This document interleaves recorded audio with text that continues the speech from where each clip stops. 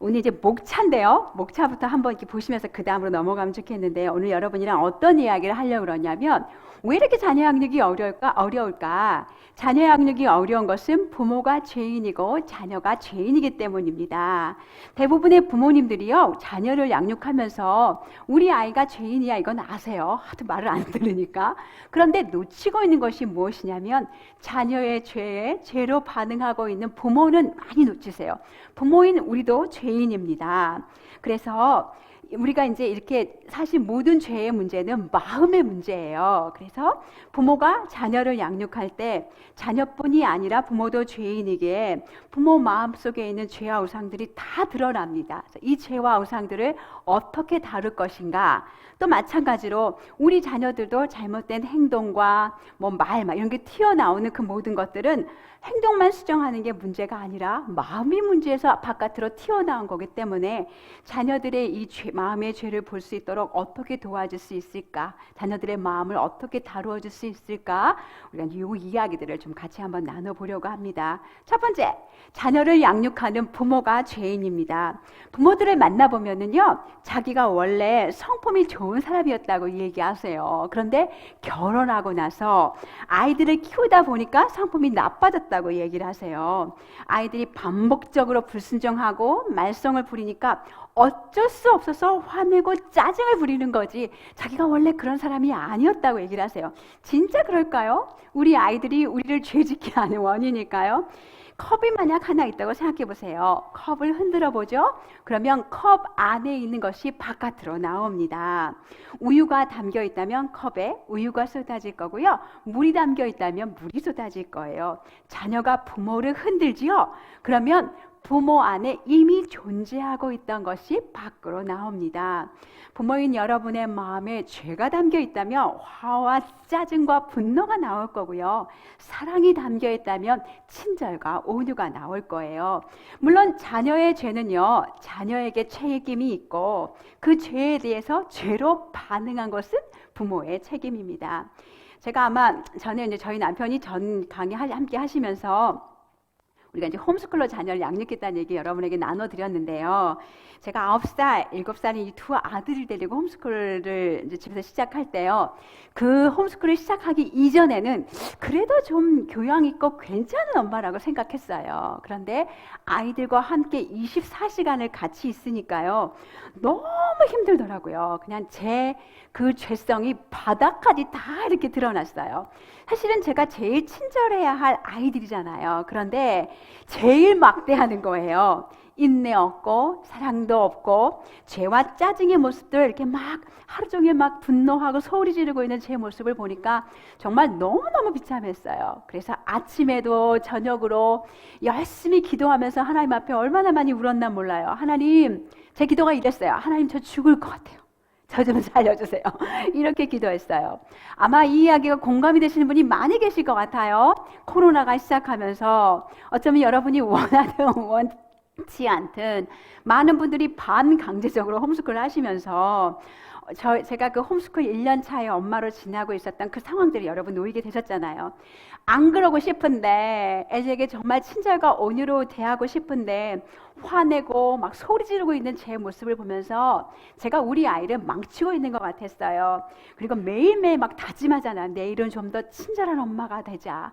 아이들 자고 있는 모습 보여 막 죄책감이 밀려오잖아. 막 결심하고 막 그랬었어요. 그래서 이제 홈스쿨이 1년쯤 마무리됐을 때요.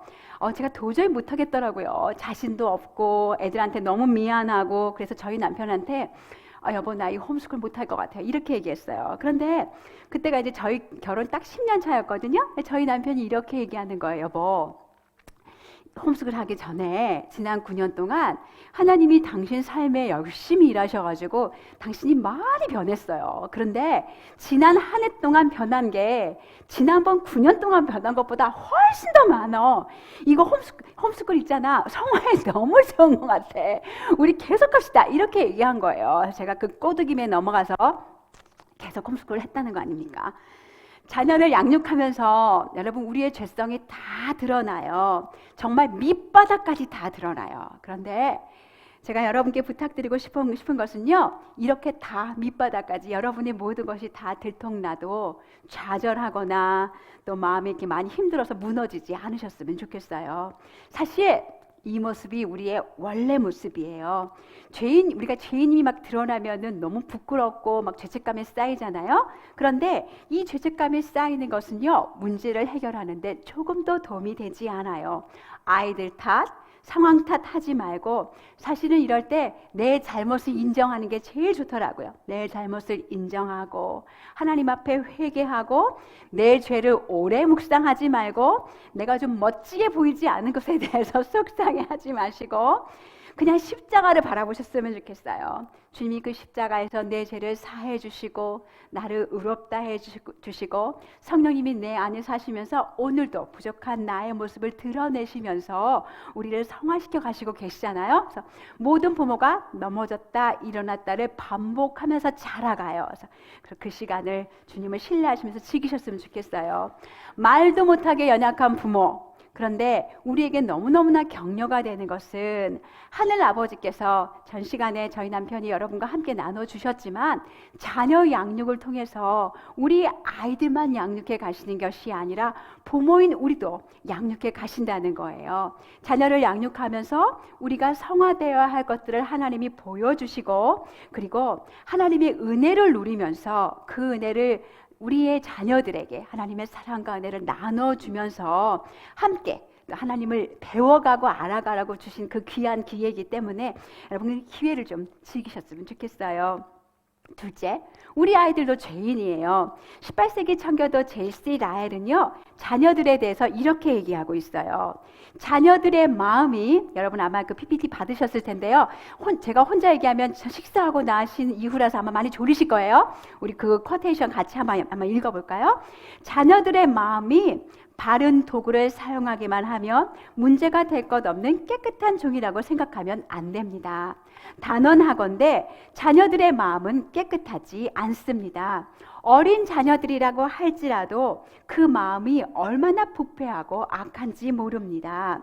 그리고 그 모습을 드러내기 시작합니다. 못된 성질, 고집, 교만, 시기, 불평, 흥분, 나태함, 이기심, 속임수, 영악함, 어리석음, 위선 등으로 나타납니다. 나쁜 것을 배우는 데는 민첩하고 선한 것을 배우는 데는 고통스러울 만큼 더딥니다.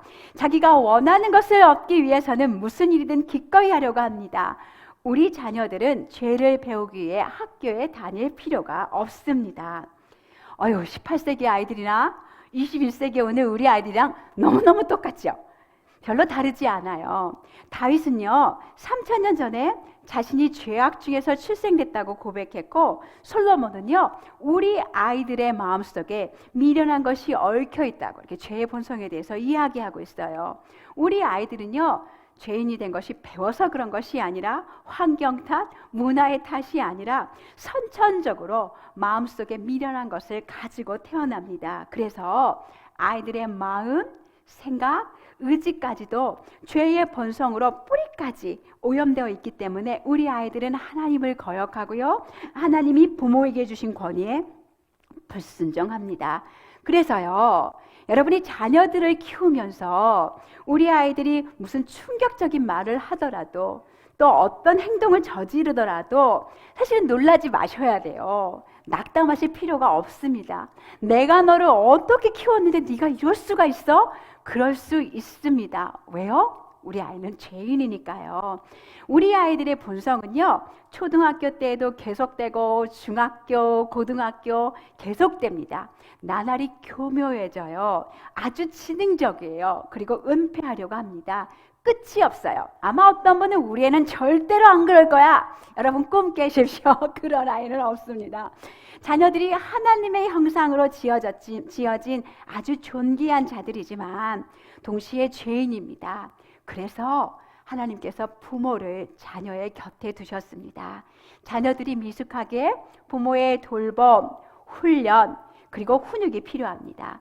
많은 그리스도인들의 거대한 실수는요, 자녀를 양육하면서 부모가 죄인이고 자녀가 죄인이란 사실을 잊어버리는 거예요. 가정은요, 부모와 자녀의 모든 죄가 다 들통나는 그런 곳이에요. 사실 여러분, 결혼하시고 나서 우리 모두 꿈꾸잖아요. 카페 같은 집에서 아름다운 음악이 흘러나오고 남편이랑 또 아내랑 자녀들이랑 알콩달콩 재밌게 지내는 모습을 꿈꾸는데, 그런 모습이 많이 있으면 얼마나 좋아요. 근데 우리 집에 음악 소리 대신에 엄마의 소리 지르는 소리, 아빠의 소리 지르는 소리, 아이의 우는 소리, 이게 화음이 기가 막힌 화음들이 밖으로 나가죠. 왜 우리 집만 이럴까?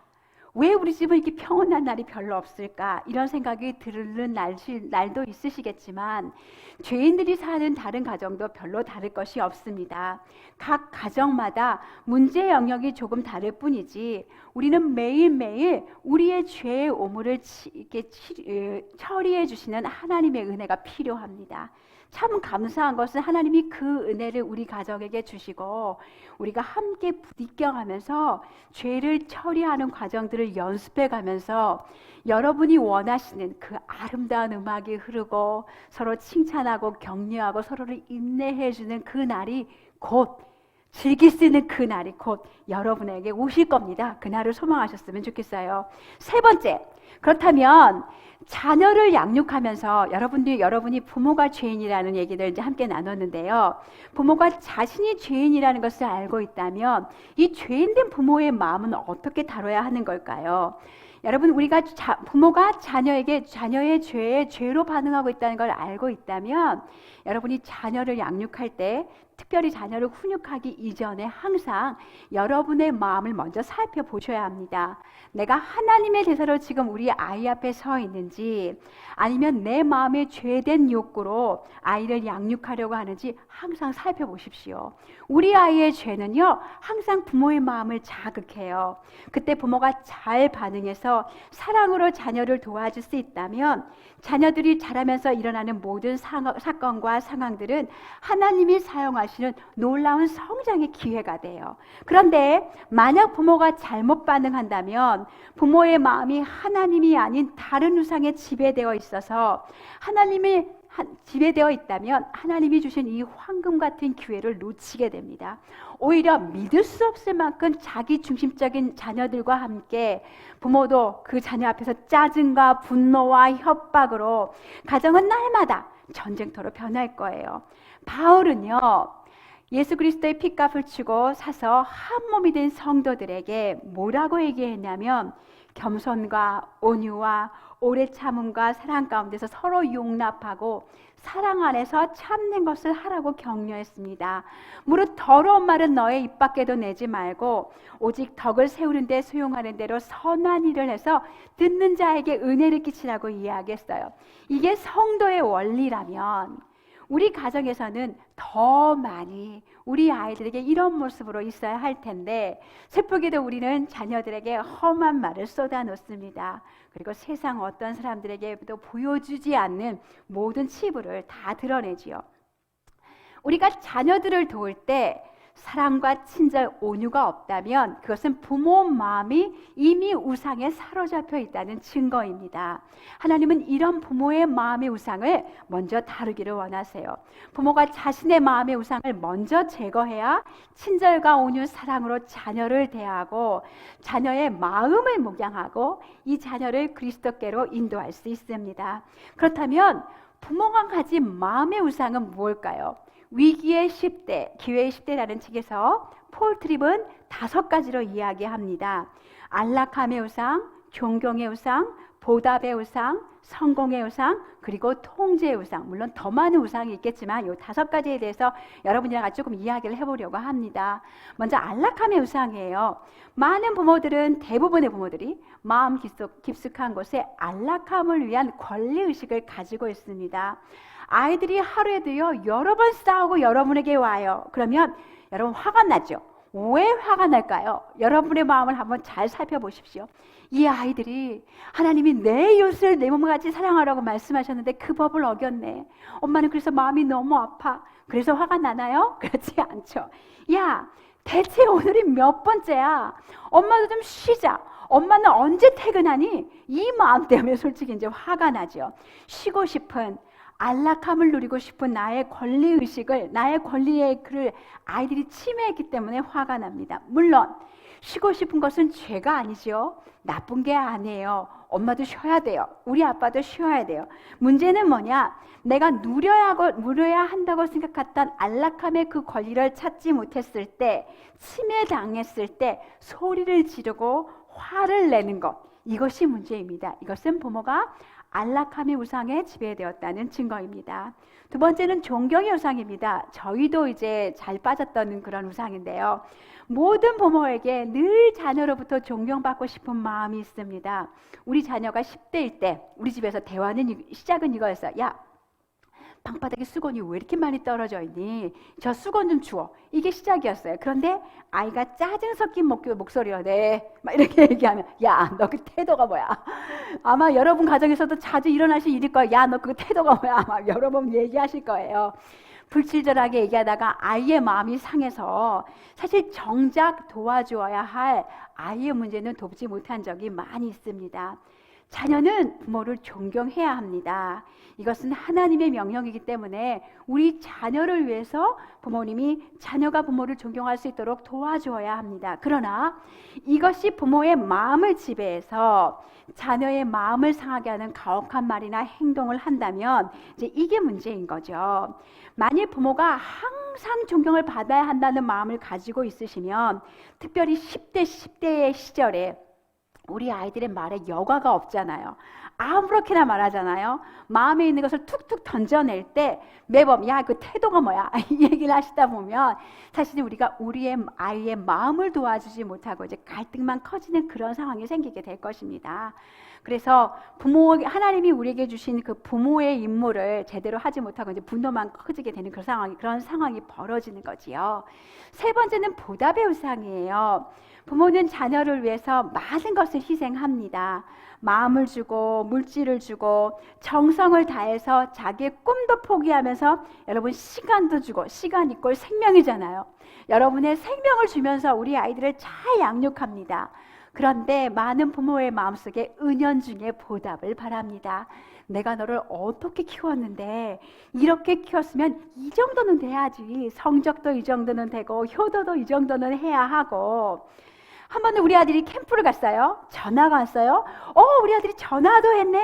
막 얘기를 듣고 나서 사랑해 라고 했는데 또 끊겼어요.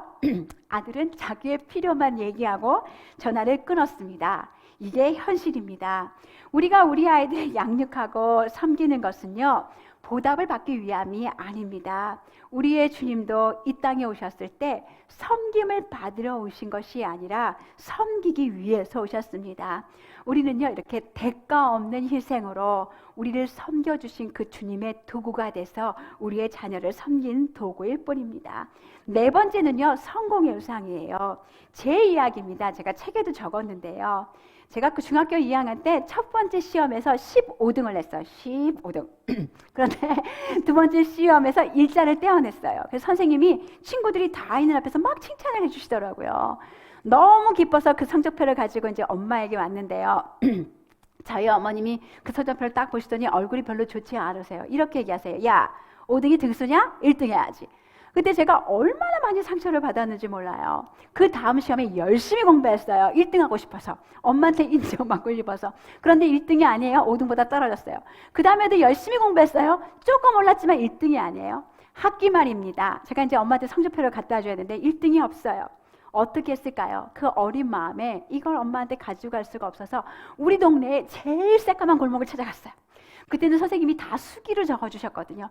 칼을 가지고 벌벌벌벌벌 떨면서 그걸 다 긁어가지고요. 1 아니면 2로 고쳐가지고 엄마한테 갖다 드렸어요.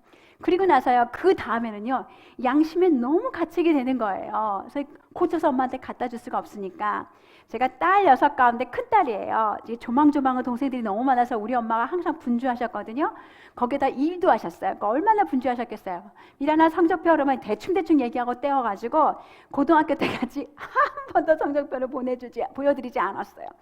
제 마음 안에 얼마나 엄마랑 그 깊은 골이 있었는지 몰라요. 물론 이제 이 모든 상황을 제가 30이 넘어서 엄마하고 풀고 뭐 서로 용서 구하고 이렇게 해결을 했습니다만은, 자녀가 여러분의 기대에 미치지 못할 때 자녀에게 화를 내고 절망감과 수치심을 주는 말을 내뱉는다면 부모는 이미 그 마음에 성공의 우상에 지배받고 있는 것입니다.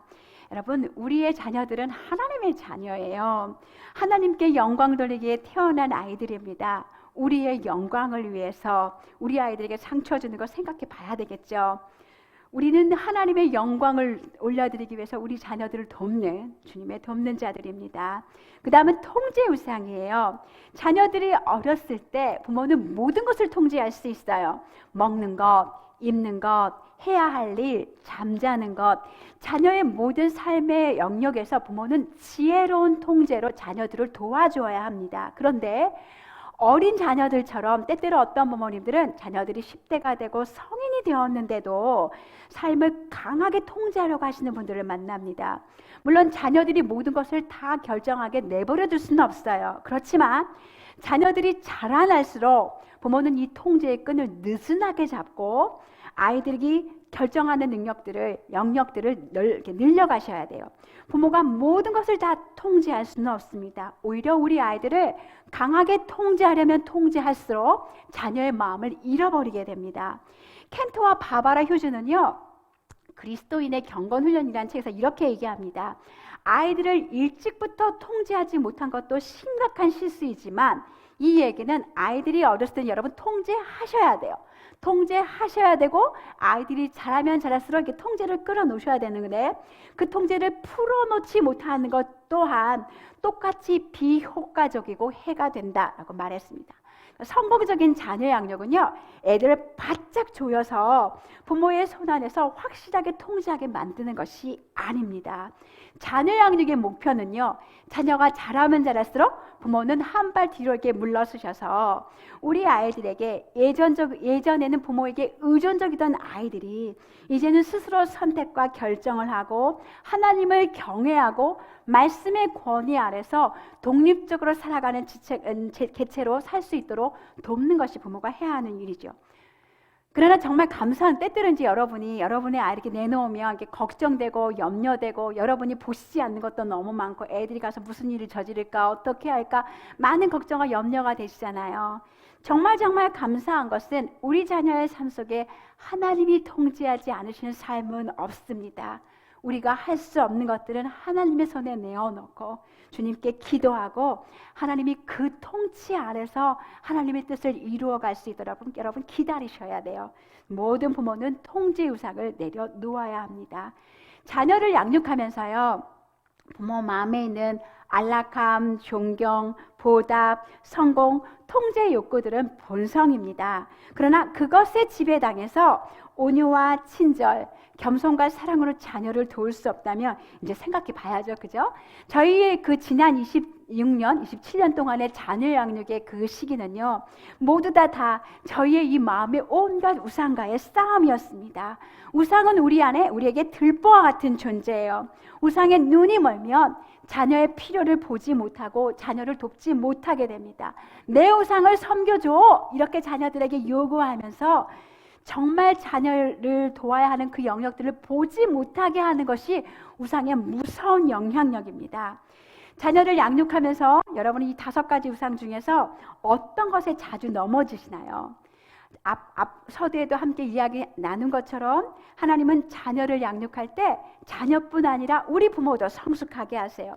자녀의 양육은 부모의 마음의 우상을 제거하면서 자녀들과 함께 하나님을 의지하면서 성장하라고 주신 특별한 기회입니다. 이 기회를 꼭 누리시는 부모님이시기를 바랍니다. 넷째, 그러면 우리는 이제는요, 제가 조금 전에 죄의 문제는 모두 다 마음의 문제라고 했는데요, 죄인된 우리의 아이의 마음의 문제는 어떻게 도와줄 수 있을까요? 많은 부모들이요, 죄의 문제는 마음의 문제인데 마음은 간과하고 자녀들에게 최고의 좋은 환경을 만들어주는 데만 신경을 씁니다. 좋은 환경이 자녀들을 더 잘 성장시킬 수 있으리라 믿어요. 기독교 사립학교, 최고의 커리큘럼, 성경적 세계관, 최고의 교사, 최고의 환경이 자녀 양육의 성공을 보장하지는 않습니다. 왜 그럴까요? 부모가 아무리 온유한 성품으로 자녀를 양육한다고 해도, 최고의 교육 환경을 제공한다고 해도 반응하는 것이 자녀의 마음이기 때문입니다. 우리 아이는 로봇이 아니에요. 즉 자녀는 제공되는 모든 환경에, 부모의 가르침에 순종으로 반응할 건지 아니면 불순종으로 반응할 것인지 선택합니다. 제가 우리 아이들과 이제 홈스쿨을 하면서요, 처음에 딱 꽂힌 게 하나 있었는데, 성품이라는 단어에 꽂혔어요. 하나님의 영광을 위해서 좋은 성품을 가진 아이를 키워야겠다. 그래서 몇 해 동안 얼마나 열심히 우리 아이들과 성품 훈련을 했는지 몰라요. 그것만이 아니에요.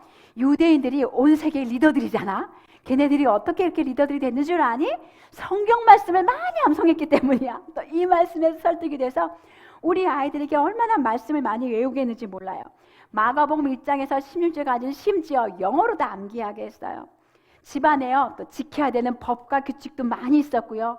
정확하게 우리 아이들에게 알려줬고요. 법과 규칙을 잘 지키면 그에 상응하는 상도 있었고요. 벌도 있었어요. 아까 저희 남편이 잠깐 저희 집에 그 규칙에 따른 벌도 이제 얘기해 주셨는데, 쓴 허브 식초, 또 한 번 잘못하면 베란다 가서 기도하고, 두 번째 잘못하면 방을 닦으면서 하나님 제가 순종할 수 있도록 제 마음을 닦아주세요 이렇게도 기도도 했고, 세 번째 잘못하면 아파트 바깥으로 나가서 운동장에서 5바퀴 뛰고 이렇게 들어오겠고, 여러 가지 방법들을 총동원해서 우리 아이를 좀 고쳐보려고 얼마나 애썼는지 몰라요. 이렇게 제가 열심히 성품 훈련을 하고 성경 암송을 하면 정말 우리 아이들에게 반짝반짝 근사한 열매들이 주렁주렁 맺을 수 있으리라 기대했어요. 물론 우리 아이들은 경각심을 가졌어요. 변화가 되는 것도 보였어요. 그런데 잠시뿐이더라고요. 다시 원래대로 돌아왔고, 하루에도 여러 번 제가 하나님의 명령과 규칙을 상기시켰고, 여러 번 훈계해도 하루 종일 싸워요. 이런 아이들의 모습을 보면서 얼마나 많이 절망감에 빠졌는지 모릅니다. 그러다가 우리의 성품이 엉망인 것도 발견했지만, 복음을 재발견하면서 우리가 놓치고 있던 것을 알게 되었어요. 죄인인 자녀들에게 우리 아이들의 마음이 죄로 망가진 것에선 얘기해 주지 않고, 그 망가진 마음을 변화시키는 복음에 대해서는 말하고 있지 않았다는 것을 알게 되었어요. 누가복음 6장에 보면요, 예수님께서 사람의 마음의 상태에 대해서 나무를 비유를 해서 말씀하세요. 못된 열매 맺는 좋은 나무가 없고 좋은 열매를 맺는 못된 나무가 없느니라. 선한 사람은 그 쌓은 선에서 선을 내고 악한 자는 그 쌓은 악에서 악을 내나니 이는 마음에 가득한 것을 입으로 말함이라고 말씀하세요. 바깥으로 나온 사람의 모든 말과 행동은 그 마음에 무엇이 가득 차 있는지 마음의 상태를 나타냅니다. 부모인 우리는 하루를 시작하면서요, 우리 아이들이랑 하나님을 알려주고 행복한 하루를 보내기를 소망해요. 그런데 하루 종일 우리 아이들과 부딪혀요. 우리 아이들은요, 엄마의 맛있는 영양가가 있는 밥보다는 아이스크림, 과자, 사탕, 햄, 소세지, 패스트푸드를 훨씬 좋아해요. 일찍 자는 것보다 최선을 다해서 늦게 자려고 해요. 위인전기 보고 좋은 책을 읽으라 그러면 어느새 만화책으로 달려가 있어요. 해야 할 일, 자기가 하루를 이렇게 엄마가 우선순위를 이렇게 만들어주시고 아빠가 우선순위를 정해주시면 그 우선순위보다는 자기가 하고 싶은 일, 관심사, 순간적인 재미를 쫓지요. 외모에 열중하느라고 하루에도 여러 번 거울을 쳐다보고 감정이 오르락 내리락 거리면서 부모에게 신경질을 다 부리죠. 여러분, 이 모든 것은 우리의 자녀의 마음에 미련한 것이 얽혀서 있기 때문이라고 성경은 말합니다. 자녀들의 이런 어리석은 행동은요, 그의 마음의 문제를 보여주는 거예요. 그런데 문제는 뭐냐? 많은 부모님들이 이 자녀의 마음의 문제는 간과하고 자녀의 나쁜 행동을 만들고 나쁜 말을 만드는, 잘못된 말을 만드는 이 마음의 문제는 간과하고 눈에 보이는 행동만 교정한다는 이야기입니다. 예수님은 마가복음 7장 21절 22절 말씀에서요, 사람의 마음에서 나오는 것, 악한 생각, 음란, 도둑질, 살인, 간음, 탐욕, 악독, 속임, 음탕, 질투, 비방, 교만, 우매함이고, 이 모든 악한 것이 사람의 속에서 나와서 사람을 더럽힌다고 말씀하셨어요.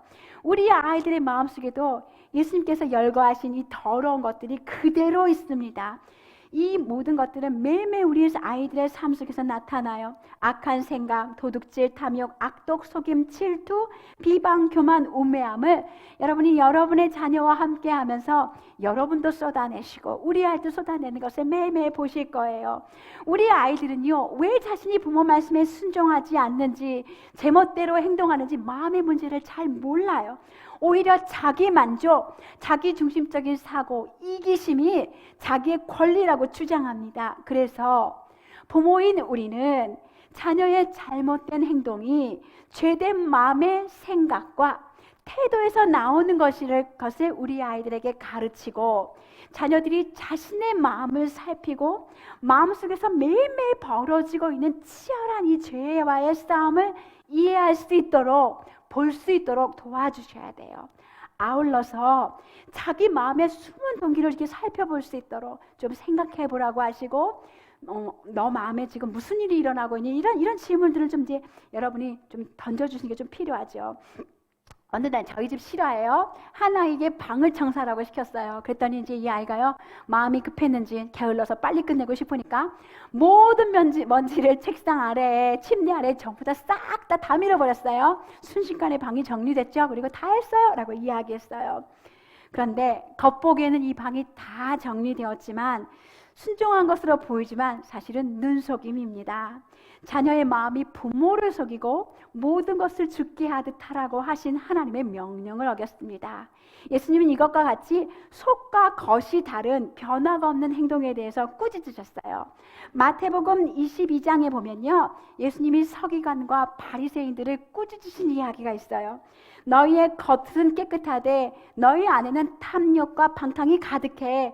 겉으로는 아름답게 보이지만 속에는 죽은 사람의 뼈와 모든 더러운 것이 가득해. 겉으로는 사람에게는 옳게 보이지만 너희의 속은 외식과 불법에 가득하다고 주님이 말씀하세요.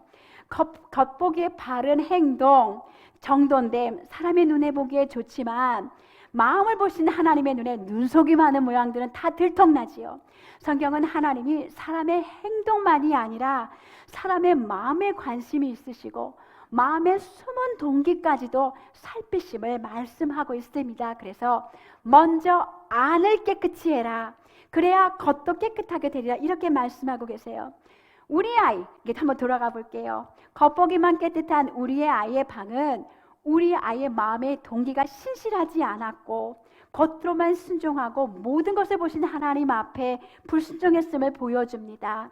이런 행동은 우리 자녀가 마음으로 하나님을 경외하지 않고 성급하게 빨리 끝내고 싶어서, 이게 마음의 동기죠. 결과가 어떻게 됐냐? 눈속임, 잘못된 결과로 나아갔다는 것들을 이제 아이가 이해할 수 있도록 대화를 통해서 이제 보여주는 그런 과정들이 좀 필요했던 거죠. 그러면 이렇게 죄로 물든 우리 아이의 마음을 우리가 어떻게 변화를 가져오게 할까요? 우선 모든 부모님들이 기억하셔야 될 것은 자녀의 마음에 미련함, 어리석음들이 얽혀있기 때문에 우리 자녀의 변화가 더디다는 것을 기억하셔야 합니다. 사실은 우리는요, 우리 아이를 당장 고치고 싶어요. 대충 하는 것, 수없이 싸우는 것, 불평하는 것 당장 고쳤으면 좋겠죠. 그런데 자녀는 단 한 번의 가르침으로 변화되지 않습니다. 폴 트립은요, 그의 책 영혼에서, 제가 폴 트립 자주 인용해요. 굉장히 좋아하는 분이에요. 영혼에서 이렇게 얘기했어요. 부모는 자녀를 반복적으로 가르쳐야 한다. 변화는 언제나 긴 과정이므로 한 번 가르쳤다고 자녀가 완전히 변할 것이라고 하는 기대는 애초에 하지 말아야 한다. 여러분, 이 말을 좀 여러분의 가슴에 새기셨으면 좋겠어요. 작은 변화의 순간이 쌓이고 쌓여 마침내 믿음의 사람이 탄생한다. 이 말씀은요, 우리 자녀들에게 적용할 수 있지만 부모들에게도 적용할 수 있어요. 우리가 뭔가 변화를 이루고 싶을 때 여러분이 막 결심하셨을 때 사실 여러분도 더디잖아요. 하고 싶은데 안 되잖아요. 그죠? 그래서 자주 절망하시고 좌절하시잖아요. 여러분 그러실 필요 없어요. 한 번부터 한 가지부터 하시면 돼요. 한번 그것을 자꾸 거듭거듭하면서 또 연습하고 또 연습하면서 우리 아이들에게도 작은 변화의 순간이 쌓이고 쌓여서 마침내 믿음의 사람이 탄생한다는 것을 기억하셔서 이걸 기억하셔야 여러분이 우리 아이들을 협박하지 않고 조정하려고 하지 않고 죄책감을 주어서 아이들을 변화시키려고 하는 그런 모든 모양들을 내려놓을 수 있습니다. 그리고 행동의 변화가 아니라 아이가 자신의 마음을 볼 수 있도록 자신의 마음의 동기를 볼 수 있도록 도와주실 수 있습니다. 두 번째, 우리가 우리 자녀의 마음을 변화시키기 위해서는요, 복음이 필요합니다. 테드 트립은 이렇게 이야기했어요. 죄는 단순히 잘못된 말이나 행동을 한다는 차원보다 더 심층적인 문제다. 그러므로 죄의 문제는 은혜로만 해결될 수도 있다. 우리의 문제는 내적이기 때문에 행동을 똑바로 한다고는 해결되지 않는다. 오직 은혜만이 마음의 근본적인 변화를 일으킬 수 있다. 이거 무슨 말이야, 어려워. 이렇게 생각하시는 분이 있을지 모르겠어요. 예수님은요, 이것을 아셨어요. 그래서 부모인 우리의 마음의 변화를 위해서 주님이 이 땅에 오신 거예요. 에스겔서 36장 25절에서 27절은 제가 굉장히 좋아하는 말씀인데요. 그냥 복음을 가득 담고 있어요. 맑은 물을 너희에게 뿌려서, 이 맑은 물은 무슨 물일까요? 예수 그리스도의 피예요. 너희를 정결하게 하되, 즉 너희의 모든 더러운 것에서와 모든 우상 숭배에서 너희를 정결하게 할 것이며, 주님이 십자가의 피로 우리의 죄를 깨끗하게 씻어주시고 우리를 의롭다고 해주셨잖아요. 또 새 영을 너희에게 주고, 그 새 영이 누굴까요? 성령님이시잖아요. 새 마음을 너희에게 주되 너희 육신에서 굳은 마음을 제거하고 부드러운 마음을 줄 것이며, 우리가 주님의 은혜를 기억하면 여러분 우리 마음이 부드러워지잖아요. 막 다 감동하고 여러분 마음이 다 녹죠. 그리고 또 새 영, 성령님의 사역을 이야기하고 계세요. 그 새 영을 너희 속에 두어 너희로 율례를 행하게 하리니, 주님이 내 안에 계신 성령님이요, 여러분 하루하루를 사시다 보면 자주 여러분을 찌르시잖아요. 여러분의 양심을 찌르시고 여러분의 가책을 느끼게 하시고 말씀에 이것은 바르지 않다고 얘기해 주시고, 그렇게 하셔서 우리가 주님의 규례를 지켜서 행할 수 있도록, 순종할 수 있도록 계속해서 우리를 도와주시잖아요. 이 말씀이 정말 복음이 그대로 다 들어있어요. 하나님이 우리에게 주시고자 원하시는 새 마음은요, 완벽한 마음이 아니에요. 부드러운 마음이에요. 우리는요, 우리가 한 일이 아니라 예수님이 우리에게 하신 일로 하나님이 우리의 죄를 용서해 주시고 의롭다 하시고 온전히 다 우리를 용납해 주셨잖아요. 이것을 믿는 자에게 성령을 주시고 하나님 나라 가는 그 날까지 그리스도를 닮도록 도와주시잖아요. 이 은혜가 없으면 사실은 부모도 자녀도 우리 모두는 딱딱한 마음으로 살 수밖에 없어요. 돌같이 굳은 마음, 고집스러운 마음은요, 예수님의 은혜만이 녹일 수 있어요. 매일 양보하지 못하는 우리 아이들, 싸우는 아이들, 이런 아이들의 마음은요, 좋은 환경, 성품 훈련, 성경 암송, 행동을 나르는 규칙과 법, 보상과 벌로는 변화되지 않아요. 물론 이것을 우리가 하는 목적이 있어요. 죄를 알려주고 내가 정말 예수님이 필요하구나라는 것을 알려주기 위한 거죠. 부드러운 마음을 예수님이 우리 아이들에게 주시기 전까지, 우리 아이들이 예수님이 만나기 전까지 부모가 해야 되는 일은요, 우리 아이들 마음속에 이 치열한 죄의 모습을 보게 해주시는 거예요. 은혜가 필요한 상태, 구세주가 필요한 이 마음을 보게 해주고 온유와 친절로 도와주시는 거예요. 저의 자녀 양육 시대를 둘로 나누면요, 율법의 시대와 복음의 시대를 나눌 수 있어요. 제가 오늘 여러분에게 나눈 이 이야기들, 마음을 다루는 자녀 양육을 대체 어떻게 적용하라는 거야. 율법의 시대에 제가 우리 아이들이 싸워서 저한테 오면 그랬어요. 야 얘들아, 대체 몇 번째야? 엄마가 너네한테 뭐라고 말했어? 성경에 뭐라고 써있어? 내 이웃을 사랑하라고 써있지? 너 왜 이렇게 싸워? 그럼 우리 애들이 그래요. 엄마 안 그러고 싶어요. 못하고 싶어요. 하고 싶은데 잘 안 돼요. 그게 왜 안 돼? 성경에 써있는 건 된다는 거야. 해! 무조건 사랑해! 이런 식으로 우리 아이들에게 이야기했어요. 그런데 복음을 알고 나니 우리 아이들이 얼마나 죄인이라는 것을, 얼마나 처절한 죄와 싸우고 있는지를 알게 되니 다르게 얘기하게 되더라고요. 얘들아, 우리가 이게 수없이 들었는데 왜 이렇게 안 되는 줄 아니? 우리가 죄인이기 때문이야. 그래서 예수님이 오셨어. 우리는 우리 힘으로 서로 사랑할 줄 몰라.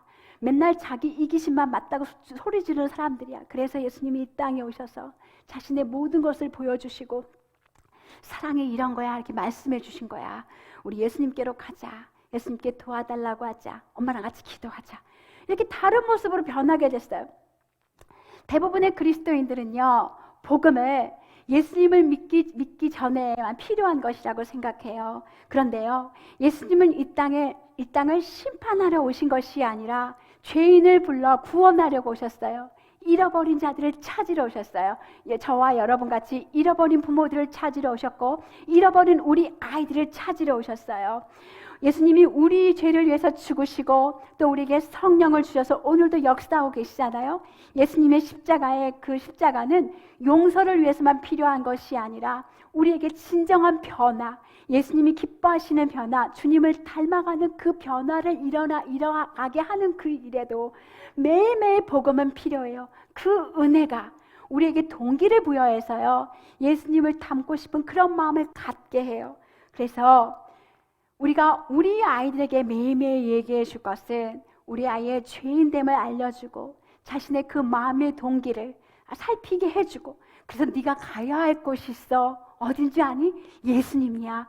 예수님께 가면 예수님이 너를 용서해 주시고 너를 도와주시고 또 너에게 성령님을 주셔서 너와 함께 해주시면서 그 법을 이룰 수 있도록 도와주실 거야. 이 이야기를 함께 하면서 계속해서 우리 아이들을 십자가로 인도해 가시는 그런 부모님이셨으면 좋겠습니다.